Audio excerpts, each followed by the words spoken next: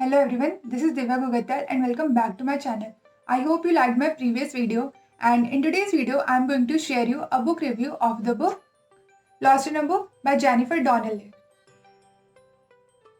Jennifer Donnelly's well-written fantasy novel Beauty and the Beast Lost in a Book plays off Disney's 2017 live-action Beauty and the Beast movie. It's a gothic tale in which Belle is caught in a scheme devised by a character named Death, who plays a deadly bet with her sister, Love, that Belle will abandon the beast. Death conjures a living book, utterly entrancing Belle, luring her closer to her demise.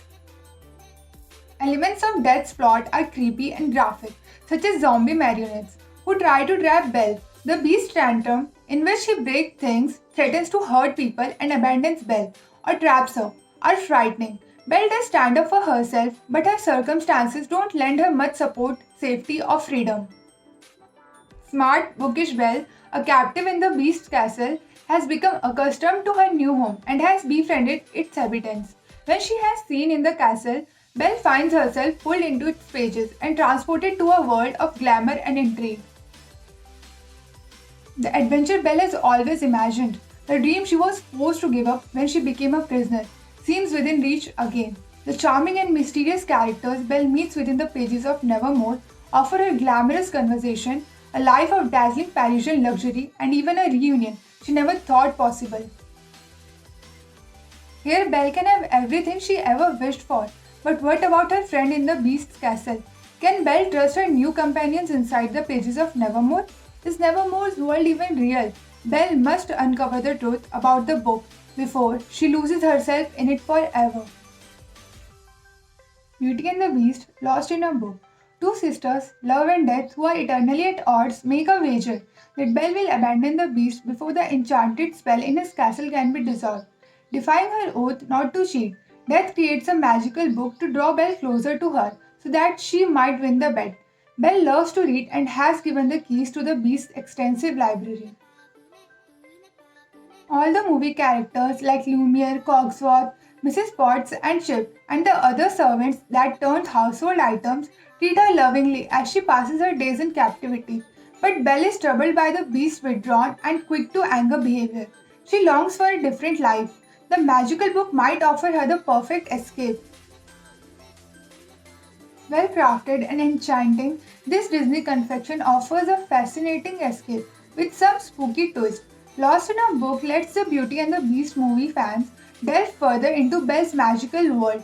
This book within a book reads a lot like a Disney movie feels, with its descriptive fantasy world titled in colorful prose. The well-read observer will recognize the Shakespeare quotes with as much glee as Belle recites them.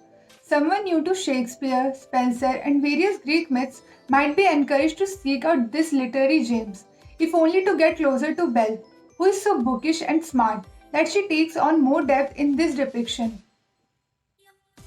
As book smart she is, Belle has difficulty with dealing Beast's tantrum.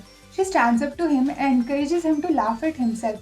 But is this the cycle of bad behavior or reconciliation a healthy one?